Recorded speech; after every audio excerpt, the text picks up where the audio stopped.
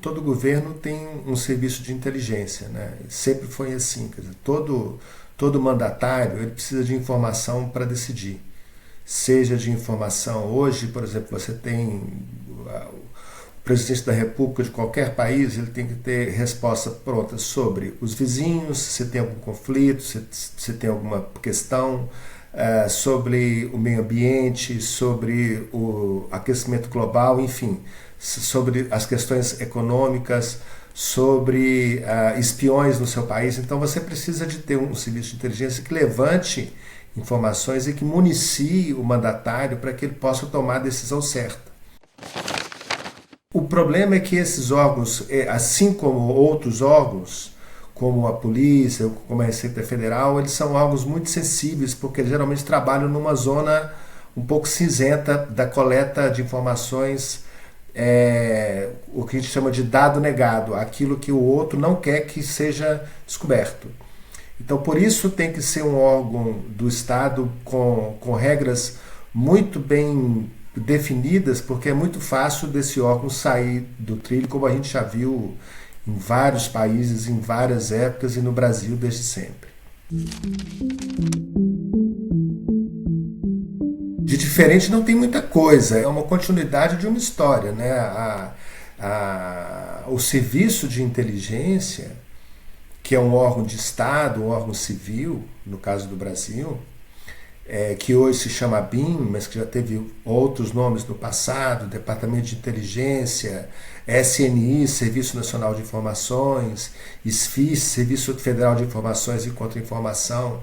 Esse órgão, ele sempre que é um órgão de coleta de informações, sobretudo desse chamado dado negado, que é aquilo que o outro não quer que revele, que a gente pode, que em outros países a gente chama de espionagem, né? Porque quando tem alguém do serviço de inteligência atuando em outro país, procurando dados, e essa pessoa usa uma identidade falsa, por exemplo, isso é espionagem, né?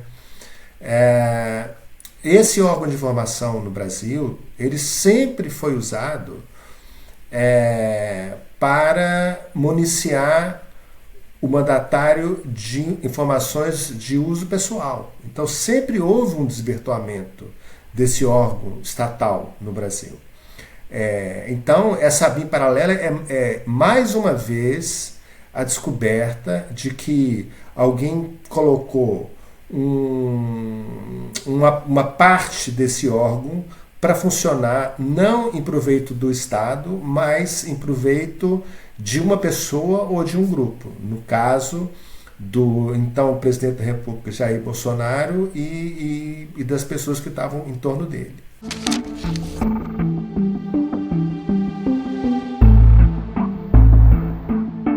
De novo, não é uma coisa nova. A BIM paralela, SNI paralelo, isso sempre existiu. Né? Porque como a instituição ela atua sobre regras fluidas, sobre uma falta de fiscalização externa muito grande, ela fica sujeita a desvirtuamentos. Então, quando chega um presidente da República, ou é um órgão que sempre teve, apesar de ser um órgão civil, sempre teve sob a tutela das Forças Armadas, e hoje sob a tutela da Polícia Federal. Então, quer dizer, esse órgão está sempre sob a tutela de um outro órgão, que tem outros interesses, né, que são comandados por pessoas que têm interesses próprios, interesses às vezes políticos ou pessoais que não são interesses de Estados. Esse desvirtuamento, ele sempre aconteceu, porque a instituição ela é frágil, ela é baseada numa legislação que é frágil, que é fluida, não tem fiscalização externa, por isso é muito fácil de utilizar esse órgão para questões pessoais. Isso aconteceu muitas vezes no passado e está acontecendo de novo. Então é mais um caso de ABIN paralela. O serviço de inteligência, que hoje se chama ABIN, ele já teve em vários lugares dentro do organograma federal. Na maioria das vezes sobre a tutela das Forças Armadas, sobretudo do Exército. Em períodos muito breves ela teve sobre ela teve sobre o Comando Civil Puro. Depois do 8 de janeiro, da tentativa de golpe, o Lula decidiu colocar a ABIN de novo sobre um comando civil. Então ele deixou de ser ligado, de ser subordinado ao GSI, ao Gabinete de Segurança Institucional, que é um órgão militar, que é a antiga casa militar, né, ou gabinete militar, para ser subordinado à Casa Civil. Então hoje ele já tem uma subordinação a um outro órgão civil. Mas a direção ainda é de um delegado federal, que trouxe uma equipe muito grande da Polícia Federal. Então ele ainda tem vamos dizer, ele ainda opera um pouco sobre a cultura da Polícia Federal. Uma coisa é de ser civil, isso é absolutamente necessário, porque as Forças Armadas elas atuam sempre na questão de um inimigo, ou interno ou externo. E a lógica do serviço de inteligência não pode ser essa, não pode ser o inimigo, né? O serviço de inteligência, ele está ali para poder levantar informações de interesse nacional, ou de soberania, ou de questões sensíveis para o Estado. Então é melhor que ele não fique subordinado ao setor militar. Agora, ele estando subordinado ao poder civil, o ideal é que ele também não fosse comandado com uma cultura da Polícia Federal, que também atua muito na questão de uma força de segurança, que não é o caso da ABIN. A ABIN não tem nada com segurança. A ABIN é informação, é simplesmente levantar informação. Então, por exemplo, se tem, vamos pegar um exemplo aqui, se tem um espião de um outro país, nesse momento, na Amazônia, levantando informação sobre os nossos recursos naturais, a ABIN tem que estar a par disso. A ABIN tem que fazer um trabalho de contra-inteligência para identificar essas pessoas e para municiar a presidência da República para que ele tome providências, sejam ligado à polícia, seja ligado à diplomacia, seja ligado às Forças Armadas, dependendo de qual é o contexto.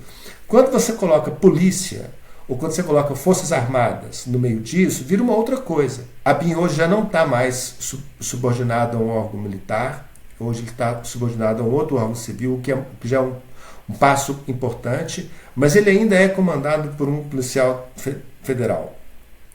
E com muita gente da Polícia Federal ali dentro. Isso não é bom. O ideal era que a carreira do oficial de inteligência, que existe, para você ser funcionário efetivo da ABIN, você tem que passar por um concurso, é assim desde 1998, se eu não me engano. Mas é uma carreira que nunca foi valorizada.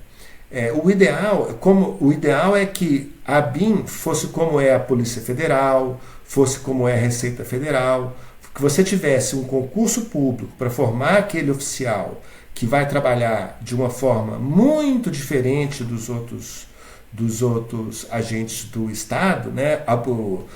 A polícia ela é assim a partir do momento que você está com uma arma na cintura, isso te torna um funcionário do Estado um pouco diferenciado do outro que fica ali atrás de uma mesa, né?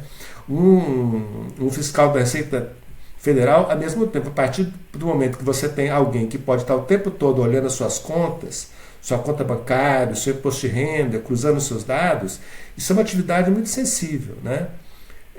Que tem que ter uma formação muito grande, que tem que atuar sobre regras muito bem estabelecidas. Não é? A ABIN seria a mesma coisa. O ideal é que essa carreira do oficial de inteligência fosse mais valorizada para que no futuro ela pudesse, de fato, poder comandar o órgão sem precisar de colocar gente de outras áreas, ou da Polícia Federal, ou das Forças Armadas, e que esses agentes do Estado tivessem protocolos, regras muito, muito bem determinadas, até em questão de segurança pessoal, né, para saber até onde eles podem ir.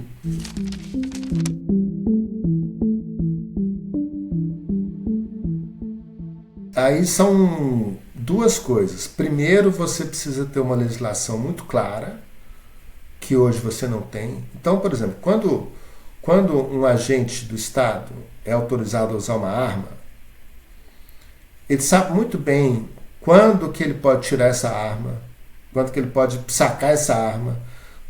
Quando ele for fazer uso dessa arma, ele tem também protocolos muito rígidos. Se ele usar de uma forma indevida, ele vai saber que ele está usando de forma indevida, porque é muito claro como é que você pode fazer. Um fiscal da Receita, a mesma coisa, né? O fiscal da Receita ele tem protocolos muito rígidos de como atuar. Então ele pode, em determinados casos, sob algumas circunstâncias muito específicas, levantar o seu sigilo bancário, olhar suas contas, olhar o seu imposto de renda, cruzar os seus dados todos, não é? Cruzar os seus dados com dados de outras pessoas. Isso é possível. Agora, se ele fizer alguma coisa fora do contexto, vamos supor, ele usa isso para poder investigar a conta de um desafeto dele. Deixa eu ver como é que está o imposto de renda do vizinho, que eu não gosto dele. Ele vai saber que isso é ilegal.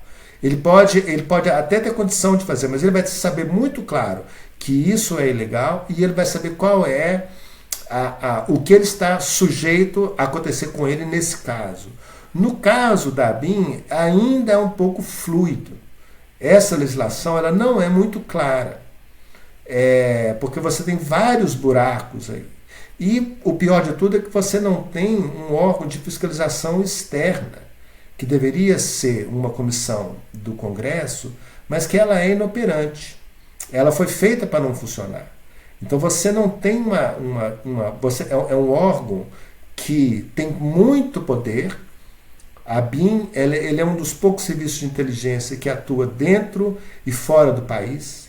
São poucos países que fazem isso, porque dos países desenvolvidos eu não conheço nenhum que faz, porque é tanto poder que você divide. Então você tem um órgão que é autorizado a operar da fronteira para fora e um outro órgão que é autorizado a operar da fronteira para dentro. Então vamos pegar, por exemplo, o caso dos Estados Unidos. Da fronteira para fora é a CIA. A CIA não pode atuar dentro dos Estados Unidos investigando um cidadão americano. Quem faz isso é o FBI e outros órgãos de inteligência. Então você tem compartimento. No Brasil você não tem isso. O Brasil ele faz fora, ele pode tanto fazer uma operação de espionagem, por exemplo, na Venezuela ou na China, quando ele pode vigiar, por exemplo, uma pessoa que esteja fazendo alguma atividade que seja encarada como uma ameaça à segurança nacional. Então isso é muito poder para um órgão só. Essa legislação deveria ser refeita para poder as atividades serem muito bem determinadas. A fiscalização externa deveria acontecer de fato, que ela não é inoperante hoje. A carreira de Estado deveria ser valorizada, coisa que nunca foi. Você tem um concurso hoje que é muito difícil, você tem um ingresso de gente muito capacitada para a BIM, mas que essas pessoas raramente conseguem ascender aos cargos de comando, porque os cargos de comando, historicamente, eles foram ocupados ou pelas Forças Armadas ou por policiais federais. Esse arcabouço legal que embasa a atividade de inteligência civil no Brasil, ele ainda é muito, muito raso. Exatamente porque, como é um órgão que ele historicamente sempre foi usado pelos mandatários para poder levantar informação de interesses próprios e não de interesses do Estado, nunca interessou também que você tivesse um reforço da legislação dessa atividade para que ela fosse de fato empregado exclusivamente em benefício do Estado. Porque esse órgão que hoje se chama ABIN, que já tem vários outros nomes, ele sempre foi usado pelas Forças Armadas, ele sempre foi usado pelo Exército, ele sempre foi usado pelos presidentes da República em vários momentos, na ditadura e em períodos democráticos. Então, isso também é muito conveniente, né? Como ele foi, a gente está vendo agora como ele foi largamente utilizado pela gestão passada em questões de interesse do Bolsonaro, né?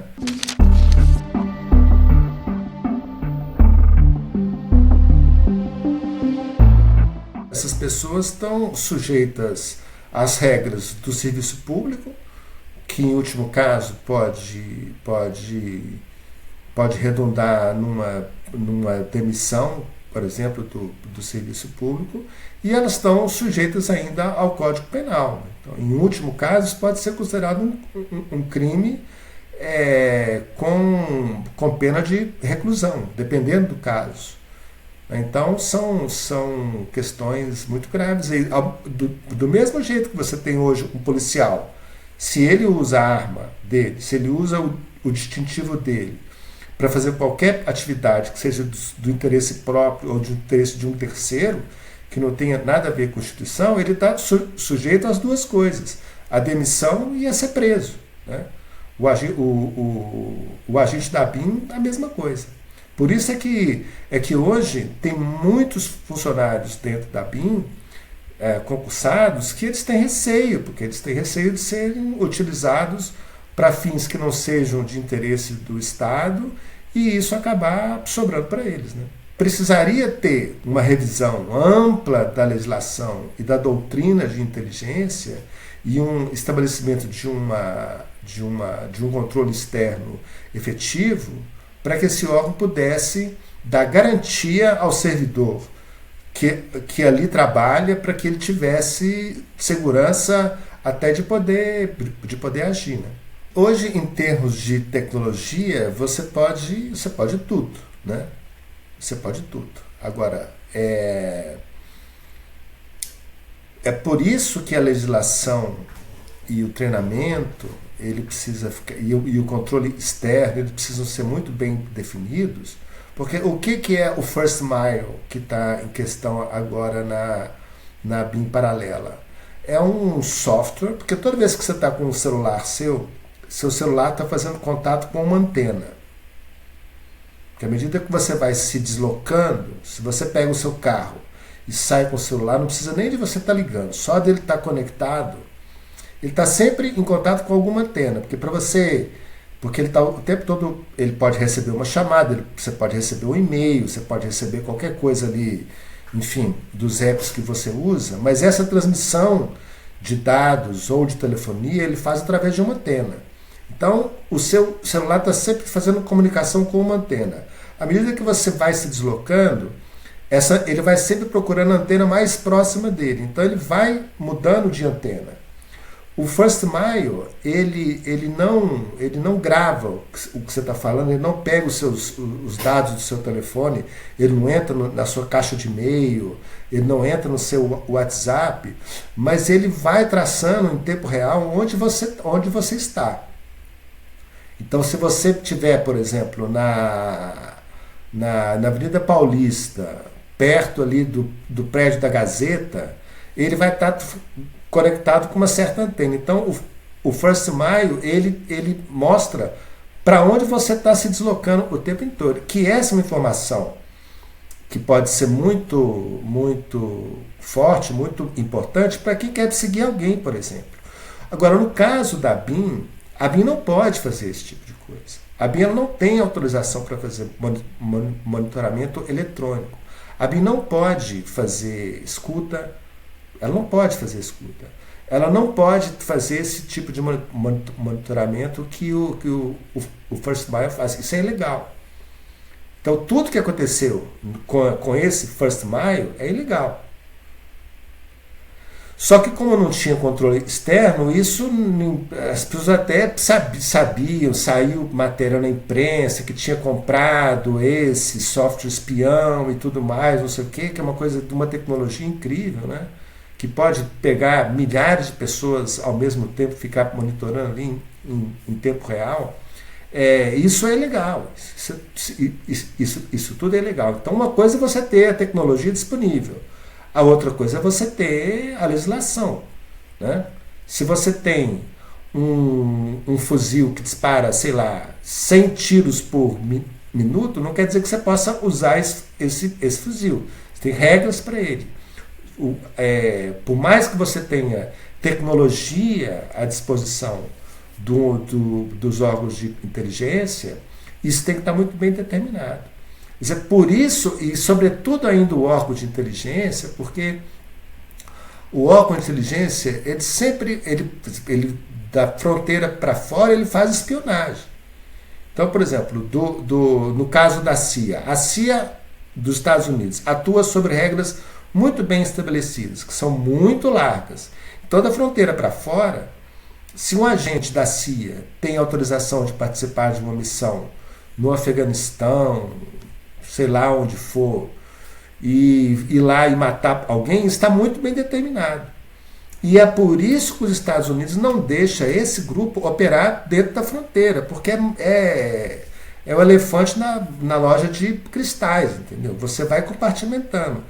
Como no Brasil não tem isso, o mesmo órgão ele faz a espionagem externa, então certamente a ABIN é a obrigação dela ter espião espalhado em países que são chave para o Brasil.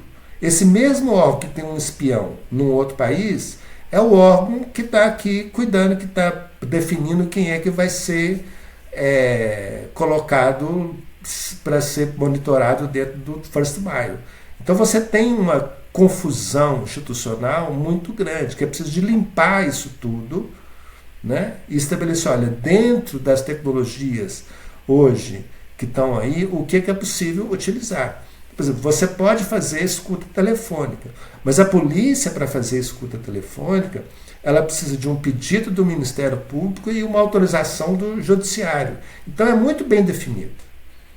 É claro que se um delegado quiser, por conta dele, ele consegue fazer uma escuta eletrônica, ele consegue fazer uma escuta ambiental, coloca um microfonezinho pequenininho grudado debaixo da sua mesa, por exemplo. Ele põe alguém lá, gruda embaixo da sua mesa, ele vai ouvir tudo que você fala naquela sala. Isso é muito fácil de fazer. Agora, do ponto de vista institucional, só pode fazer isso com respaldo do Ministério Público e autorização do Judiciário. Isso é claro. Qualquer coisa que esteja fora disso é ilegal e é sujeito a sanções, é considerado um crime grave no Brasil. A ABIN ela não tem isso, ela fica essa legislação frouxa, fluida e sem controle. Isso sempre acontece.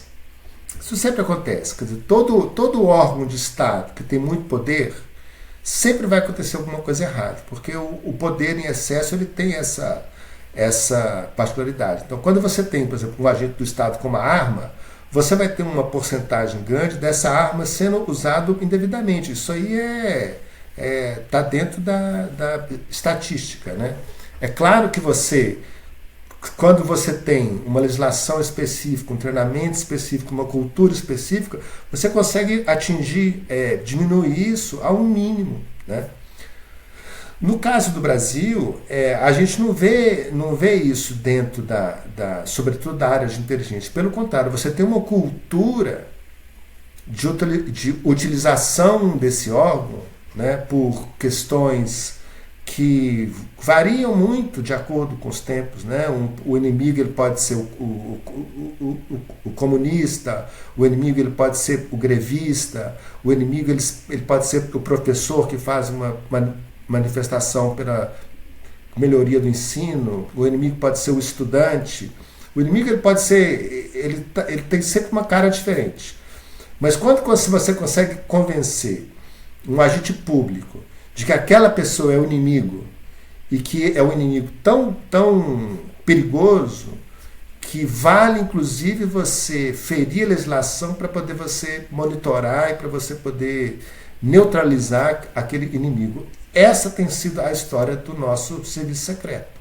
Porque o serviço de inteligência, também a gente não falou isso, é o serviço secreto. Porque são pessoas que trabalham geralmente sobre uma história de cobertura e usando meios dissuasivos ali para não entregar a missão que eles estão fazendo. Um caso parecido que a gente pode fazer alguma referência a esse caso que aconteceu agora com a BIM paralela foi com o Nixon. Né? O Nixon, presidente da República, ele colocou os órgãos de inteligência para poderem monitorar, fazer uma escuta ilegal no partido opositor a ele que ele estava concorrendo à reeleição. Então ele usou um órgão de inteligência para poder obter informação, no caso escuta, de como o comitê eleitoral do partido oponente estava, o que eles estavam conversando. Ele sofreu um impeachment com isso. Né? O presidente dos Estados Unidos sofreu impeachment, quer dizer, um caso que foi considerado extremamente grave. O principal modo de você comunicar à população a importância desses órgãos de Estado, que são mais sensíveis, é com a educação. Né? É você mostrar a importância do órgão de Estado, a importância da missão que ele cumpre e da importância daquele servidor, daquele órgão que precisa ser valorizado e precisa ser, inclusive, resguardado, né? Porque ele também vai estar cumprindo atividades muito sensíveis. E hoje no Brasil você tem um pouco do contrário disso. Né? Você tem uma bateção de bumbo para colocar o funcionário público como um sujeito que ganha muito e trabalha pouco, como um funcionário que presta pouco serviço ao país. Isso não é verdade. Isso não é verdade. Você tem uma massa de funcionários públicos que trabalham, que são muito abnegados, que trabalham ganhando pouco, às vezes, ou que trabalham muito, e que entregam um serviço muito importante. Isso tem que ser valorizado. O Estado e as suas carreiras, elas precisam ser valorizadas.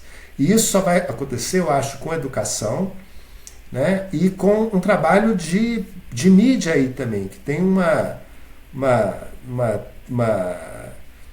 é muito fácil você cair num caso pequeno e generalizar e dizer todos os funcionários desse órgão não fazem nada, todo mundo é um bando de vagabundo, eles ganham demais, aquilo está inchado, entendeu? Mas na hora que você precisa do Estado, é que você vê a importância de ter do outro lado ali alguém te atendendo com qualidade, com presteza, que saiba fazer o seu trabalho. Isso tem que ser valorizado.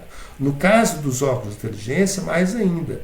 Você precisa informar a população que tem um servidor concursado desse órgão, que é a BIM, que já tem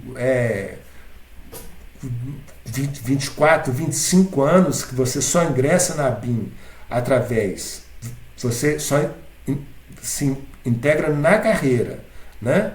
Através de um concurso público, e essa turma, essa massa que é muito qualificada, nunca chegou aos cargos de comando. É preciso mudar isso. É preciso colocar esse pessoal que tem capacidade, que tem informação, foi bem treinado para comandar essa máquina.